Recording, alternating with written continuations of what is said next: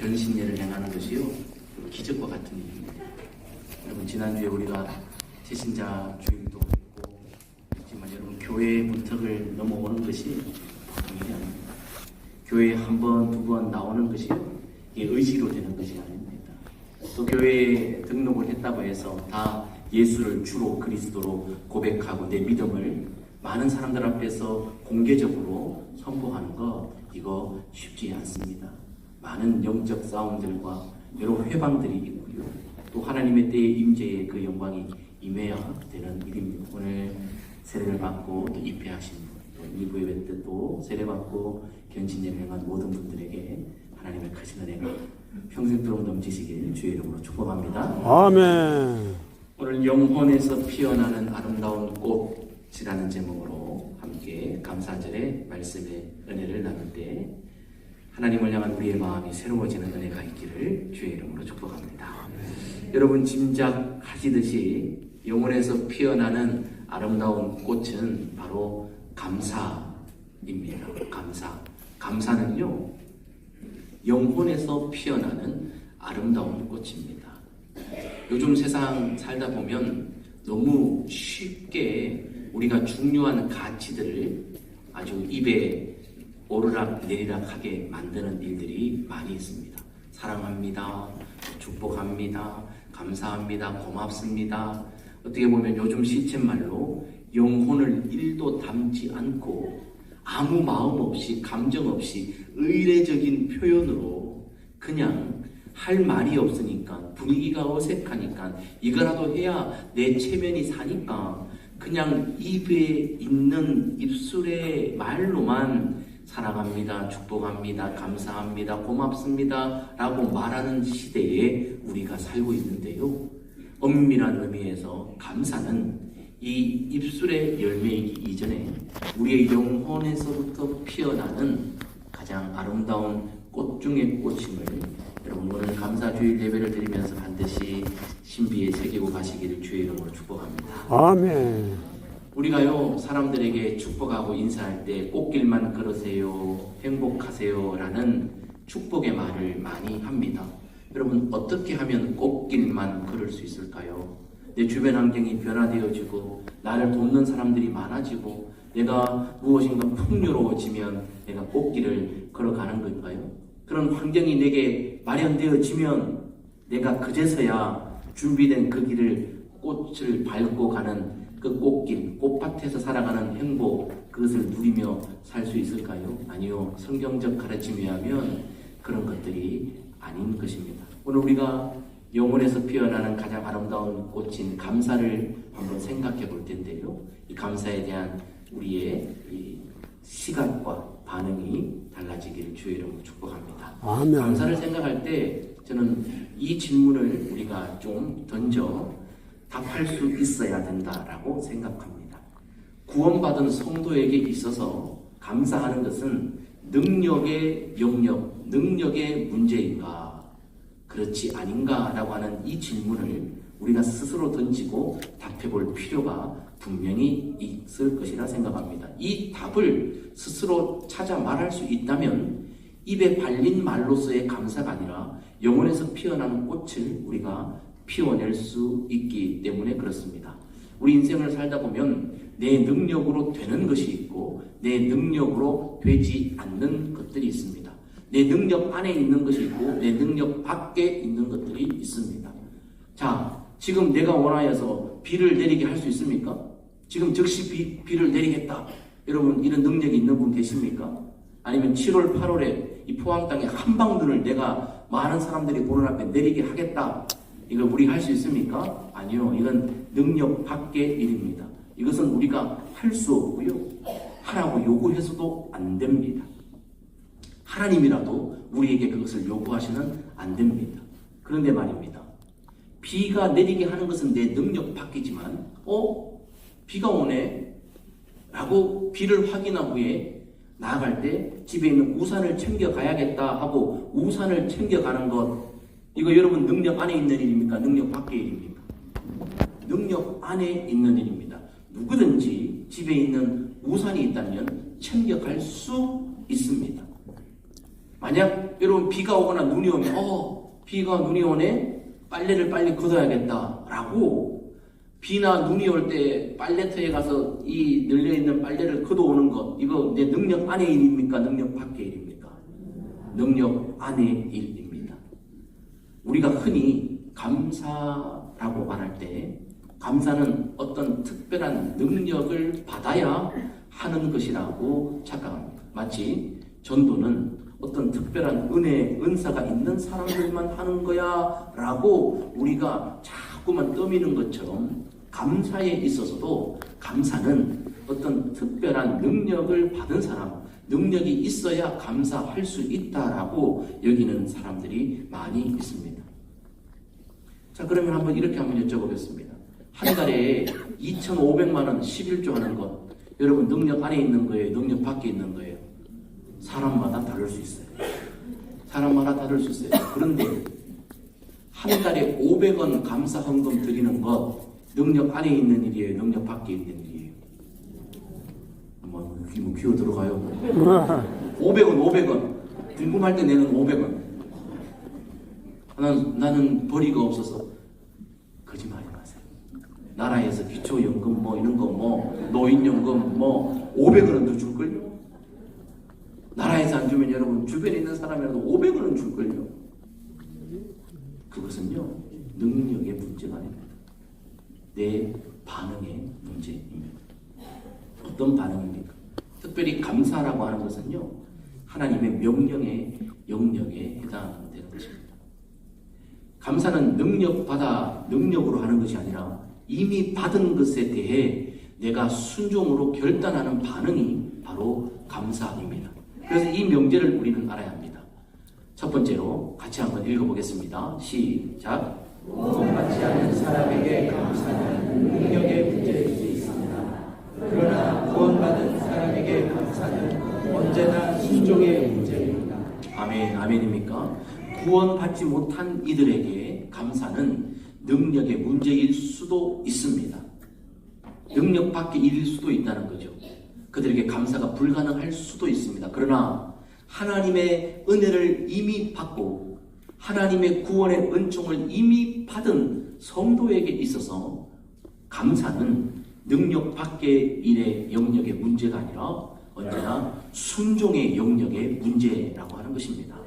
내가 결정하고 순종하면 누구나 감사할 수 있습니다. 여러분 역대상 29장 말씀에 보면 다윗이 이렇게 고백합니다. 세번역 성경으로 같이 읽습니다. 시작. 제가 무엇이며 저의 백성이 무엇이기에 우리가 이렇듯이 기쁜 마음으로 바칠 힘을 주셨습니까? 모든 것을 주님께서 주셨으므로 우리가 주님의 손에서 받은 것을 주님께 바쳤을 뿐입니다. 아멘. 여러분 다윗이 다윗된 것은 다윗의 힘, 능력이었습니까? 아니면 하나님이 그렇게 하신 것입니까? 다윗이 왕이 된 것이 다윗이 자기가 만들어낸 업적입니까? 하나님이 세워주신 겁니까? 다윗이 있던 생명 자기가 만들어낸 것입니까? 하나님이 주신 것입니까? 다윗이 누렸던 그 평화 자기가 만들어낸 것입니까? 하나님이 주신 것입니까? 그렇습니다. 저와 여러분들이 가지고 있는 생명, 저와 여러분들이 가지고 있는 시간, 저와 여러분들이 가지고 있는 건강, 저와 여러분들이 가지고 있는 모든 것 다 하나님이 이미 우리에게 주신 것인 줄 믿습니다. 아멘. 없는 것을 만들어서 하라고 하면 능력 밖의 일이기 때문에 아니할 수 있고 못할 수 있지만 이미 우리에게 주신 것 가지고 우리에게 감사하라고 말씀하시는 하나님의 명령은 능력의 영역의 문제가 아니라 순종의 영역의 문제다라고 하는 것입니다. 감사는요 특별한 사람들이 능력받아 하는 것이 아니라 이미 모든 것을 받은 우리가 순종함으로 하는 것이 감사입니다. 이 사실을 오늘 꼭 깨닫고 가시기를 주의 이름으로 축복합니다. 아멘. 감사를 생각할 때 또 우리가 질문을 던져서 스스로 해결해야 될 문제가 있습니다. 그것은 2번입니다. 구원받은 성도에게 감사는 환경의 문제인가 아니면 환경의 문제가 아닌가라는 것입니다. 환경입니다. 우리가 살아가면서 내 스스로 좋게 느끼는 환경이 있고요. 좋지 않게 느끼는 환경이 있습니다. 예를 들면 이런 것입니다. 시험을 봤는데 합격을 첫걸음 했습니다. 사업을 하는데 사업이 승승장구 잘 됩니다. 내가 원하는 것들이 잘 이루어져서 더 잘 먹고 잘 입고 잘 살고 잘 누리고 삽니다. 내 계획들이 일사천리로 다 잘 되어지고 있습니다. 이럴 때 우리는 좋은 환경 속에 살아간다고 느끼게 되는 것입니다. 반대로 내 몸이 아프고 하는 일마다 잘 더디게 되고 안 되고 실패하고 사람들과의 관계에 갈등이 일어나고 하는 일마다 잘 되지 않아 짜증이 막 나고 스트레스를 받고 두려워하고 또는 환경 속에 내가 있다라고 느낄 때 이런 환경 속에서 우리는 대부분 내가 좋게 느끼는 환경이 있으면 그것 때문에 감사하려고 합니다. 네, 그 정도만 해도 인간답습니다. 그런데 환경이 우리가 좋지 않을 때 우리는 스스로 어떤 결정을 내립니까? 이렇기 때문에 감사하지 않아도 돼 라고 환경이 우리의 감사 여부를 결정하는 기준이 된다는 것입니다.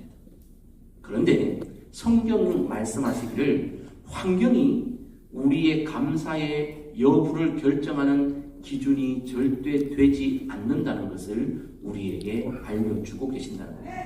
우리는 이 두 번째 질문을 우리 스스로 듣고 깨닫고 답할 수 있는 능력 수준까지 가야 우리 인생의 아름다운 영혼의 꽃을 피우는 감사의 꽃 속에 행복하게 사는 기쁨을 누리게 될 것입니다. 자, 예를 들면 이런 거죠. 사람이 태어났을 때 말이에요. 아이들이 태어났을 때 기어다니기 시작할 때 온 세계가 새롭지 않습니까? 모든 것이 새로운 거죠. 아이 눈에는. 그래서 여기도 가고 싶고 저기도 가고 싶고 이것도 만지고 싶고 저것도 만지고 싶고 막 그렇지 않습니까? 그래서 어른들이 뭐라 그래요? 뱃속에 있을 때가 행복한 거야. 기어다니기 시작하면 불편하다는 거예요. 왜요? 위험한 것들이 너무 많으니까. 그래서 모서리에다가 스펀지를 붙이기도 하고 문틈에다가 이 발을 세우기도 하고 애지중지 키웁니다. 여러분들 집에 저런 아기 펜스를 쳐놓은 집들도 아마 있을 겁니다. 어린 아이들. 부엌이나 위험한 곳, 베란다나 위험한 곳, 또는 다른 반려동물들이 있어 위험한 곳, 저기에 펜스를 쳐서 아이가 그 펜스를 지나가지 못하도록 안전하게 합니다. 저 공간이 넓을 수도 있고 좁을 수도 있습니다. 근데 아이 입장에서 아우, 엄마는 나를 사랑하지 않는가 봐.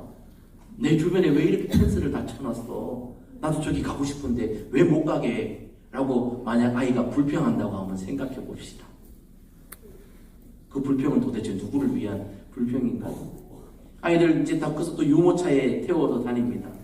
통계에 보니까 유모차를 타서 아이들이 사고가 나는데 70% 이상이 유모차를 타고 안전띠를 잘하지 않은 낙상 때문에 아이들이 다치는 경우가 허다하다고 합니다.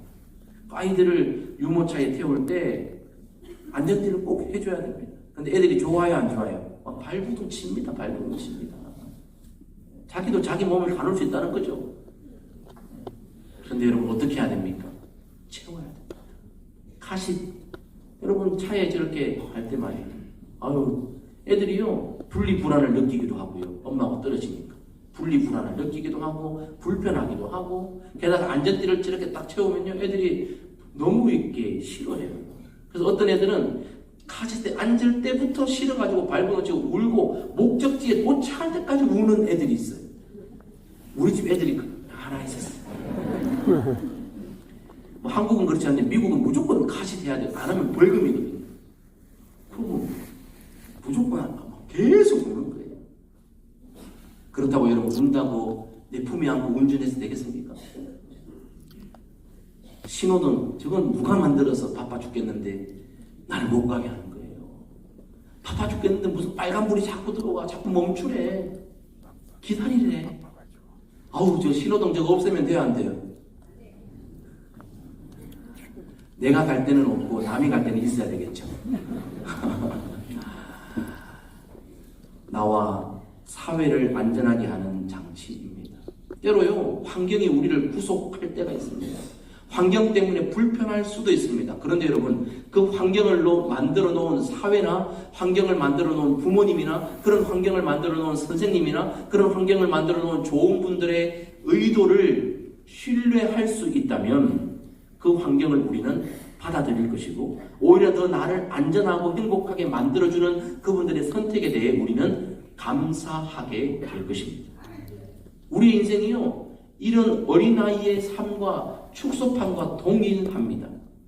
우리는 때때로 내 마음대로 되지 않아서 제약이 너무 많아서 전도하면 아우 교회 가면 술도 못 먹게 하고 담배도 못 피게 하고 매주일 교회 오라 그러지 교회 안 오면 연락하지 아우 귀찮고 너무 귀찮아서 안 돼요. 그거 귀찮아서 영혼의 구원을 포기한다면 너무 손해보는 장사 아닌가요? 그게 귀찮아서 하나님을 멀리한다면 우리의 영혼이 너무 불쌍한 거 아닌가요? 조금의 불편함이 우리를 더욱 안전하고 영원한 것으로 인도할 수 있다는 그 믿음이 우리의 불편함을 감수하는 거죠. 여러분 지금 이렇게 앉아가지고 가만히 있는 거 하나님을 예배하는 이 자리 말이에요. 여러분 우리의 환경의 어떠함에 따라 우리가 감사하고 감사하지 않는 것이 아닙니다. 여러분, 이번의 명제를 같이 한번 읽으면서 우리 한번 깨닫고 동의했으면 좋겠습니다. 같이 읽습니다. 구원받지 시작. 구원받지 않는 사람에게 감사는 환경의 문제일 수 있습니다. 그러나 구원받은 사람에게 감사는 언제나 신뢰의 문제입니다. 내가 혹 광야에 있어도 내 계획대로 일이 되지 않아도 내 삶에 빨간 신호등이 들어와 내가 멈추고 가고 싶지만 내가 서야 할 그때 내 삶의 주인이신 하나님이 그 삶을 주관한다는 신뢰가 있다면 우리는 불평이 아니라 감사하게 될 것입니다. 유모차에 앉았을 때 안전띠를 매는 부모님을 신뢰한다면 우리는 거기에 기꺼이 응하고 감사하게 될 것입니다. 감사는 환경을 초월하는 것입니다. 성도의 감사는 무엇보다도 하나님의 주권을 인정하는 것입니다. 하나님이 나를 이렇게 하신 것에 무슨 의도가 있으실 거야. 하나님의 계획이 있을 거야.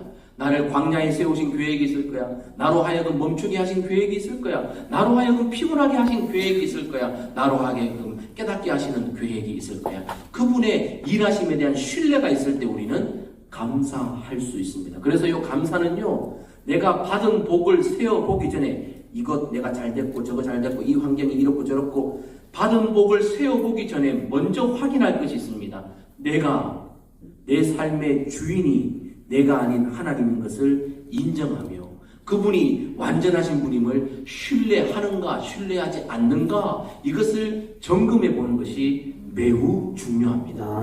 이것을 점검하는 것이 우리의 감사의 꽃이 필 수 있느냐 감사의 꽃이 피지 않느냐를 중요하게 결정하는 핵심 요인입니다.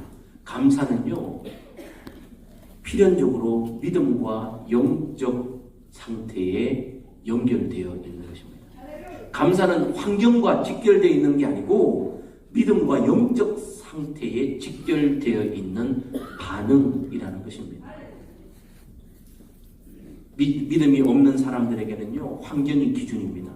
믿는 자에게는 하나님에 대한 믿음, 신뢰가 얼마나 견고한가에 따라 우리의 감사의 꽃이 많이 피기도 하고 감사의 꽃이 적게 피기도 하고 피지 않을 수도 있다라고 하는 것입니다.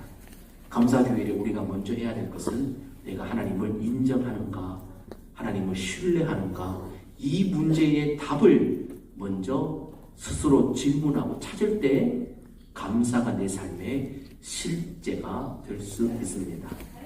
감사는요, 단순히 입에 발린 말이 아닙니다. 영혼 깊은 곳에서 일어나는 반응인데, 자, 처음 말씀드렸습니다. 감사는 능력의 문제가 아니라 순종의 문제라고 했어요. 우리 속에 순종의 결정을 할 때, 그리고 환경이 아니라 하나님을 신뢰하는 믿음의 결정을 할 때 이 순종과 믿음이 결합되어 우리의 영혼에 따뜻한 빛을 비춰줍니다. 그러면 그 빛을 받아 우리의 영혼이 꽃을 피우기 시작하는 것입니다. 내 영혼 안에 하나님을 향한 순종과 하나님을 믿는 신뢰의 믿음이 살아있으면 우리의 영혼은 반드시 꽃을 피우게 되게 있습니다. 그 꽃 향기로 우리는 행복하게 될 것이고요. 내가 피운 꽃 때문에 가족들이 행복하게 될 것이고 내가 조성한 꽃밭 때문에 지나가는 사람이 행복을 누리게 될 것이고 무엇보다 내가 피운 영혼의 꽃인 감사 때문에 하나님이 영광을 받게 될 줄 믿습니다. 감사는 영혼으로부터 일어나는 반응입니다. 오늘 본문 말씀을 보십시오. 수월이 감사하지 못하고 사망이 주를 찬양하지 못한다 말합니다. 수월, 무덤입니다. 무덤, 어두운 곳, 갇힌 곳, 생명이 없는 곳을 말합니다. 여러분, 생명이 없는 나무는 실체는 있는 것 같으나 저 죽은 고목에서는 꽃을 피워낼 수가 없습니다. 왜요? 생명이 없기 때문에 그렇습니다. 근데 오늘 본문은 뭐라고 말합니까? 생명이 있는 자, 산 자, 그에게는 반드시 하나님을 향한 감사와 찬양이 있게 될 것이다. 살아있는 나무는요, 크기와 상관없이 꽃을 피우게 되어 있습니다. 살아있으면 그렇습니다. 내 믿음이 크건 내 믿음이 작건, 내 신앙의 연수가 길건 내 신앙의 연수가 짧건, 내가 받은 은혜가 많건 적건, 내 환경이 좋건 나쁘건 생명만 있다면, 생명이 있는 곳에는 언제나 감사의 꽃이 피게 되어 있습니다. 아멘. 환경과 상관없습니다. 연륜과 상관없습니다. 생명이 있다면 꽃은 피게 되어 있습니다. 오늘 본문이 말합니다. 내가 살아있느냐 죽어있느냐, 그것이 내 감사의 꽃을 피울 수 있느냐 없느냐의 문제입니다. 근데 우리는요 착각해요. 하나님이 이거 해주시면 감사하고 안 해주시면 감사 안 하고 다 하나님 탓이야. 내가 감사하는 것도 하나님이 줬으니까 감사하고, 감사 안 하는 것은 하나님이 안 주셨으니까 감사 못 받아 라고 하는 이상한 생각의 결정 기준이 우리의 기저에 있다는 것은 참 불행이 아닐 수 없는 것입니다. 우리는 이미 너무 많은 것을 하나님께 받았습니다. 데이비드 소퍼 박사님, 목사님인데 이분이 이런 연구 결과를 글에다가 썼습니다. 이 데이비드 소퍼 목사님이 피할 수 없는 하나님이라는 책의 저자인데요. 이분이 이렇게 얘기했습니다. 감옥에서도 불평이 아닌 감사하는 죄수는 수도원처럼 지낼 수 있고, 수도원에서도 감사하지 못하고 불평하면 감옥처럼 지낸다. 하나님은 저와 여러분들을 꽃밭에 사는 아름답고 행복한 자로 만들어 주기를 원하시는데, 우리가 그 꽃밭의 환경에 있으면서도 감사의 꽃을 피우지 못해 감옥처럼 살아갈 때가 있습니다. 매일 아침 일어날 때마다 원망과 불평과 스트레스로 하루를 시작하고, 먹으면서도 불평하고, 입으면서도 불평하고, 누리면서도 불평하고, 차를 타고 가면서도 불평하고, 사람을 만나면서도 불평하고, 하루 온종일 불평과 원망과 이 결핍으로 인해서 자기 영혼을 계속해서 죽여가는, 아름답게 꽃 피워야 되기에 충분한 환경이 이미 주어졌는데도 감옥으로 만들어가는 인생들이 있다는 것입니다. 스스로 그렇게 만들어 간다는 거죠. 여러분, 감사는 능력의 문제가 아니라 순종의 문제입니다. 감사는 환경의 기준이 아니라 하나님을 신뢰하느냐 신뢰하지 않느냐, 거기에 따라 우리에게 일어나는 반응입니다. 감사는 우리 영혼에 피어나는 꽃입니다. 토마스 아 캠비스, 그리스도를 본받아라고 하는 유명한 책을 쓴 이분이 이런 말씀을 했습니다. 이 말로 결론 내리면서 함께 말씀을 마무리하려고 합니다. 같이 했습니다. 시작. 사람에게는 언제나 내가 아멘. 아멘. 감사하는 사람에게는 언제나 하나님의 은혜가 뒤따라 오게 되어 있습니다. 여러분, 순서를 잘 보세요. 하나님이 내게 주셔야 감사하는 것이 아니라 내가 감사하면 은혜는 저절로 뒤따라 오게 되어 있습니다. 저와 여러분들의 삶을 통해, 저와 여러분들의 감사를 통해, 저와 여러분들의 영혼에서 꽃이 피어나서 저와 여러분들이 살고 있는 가정이 꽃밭이 되어지고, 다니고 있는 직장이 꽃밭이 되어지고, 이 사회가 꽃밭이 되어지고, 그로 인해 사람들이 행복해지며 하나님이 영광 받으시는 그 은혜가 오늘 감사주일 예배를 드리고 삶의 현장으로 나아가는 저와 여러분들의 삶의 실제가 되기를 주님의 이름으로 축복합니다. 아멘. 축복합니다. 아멘.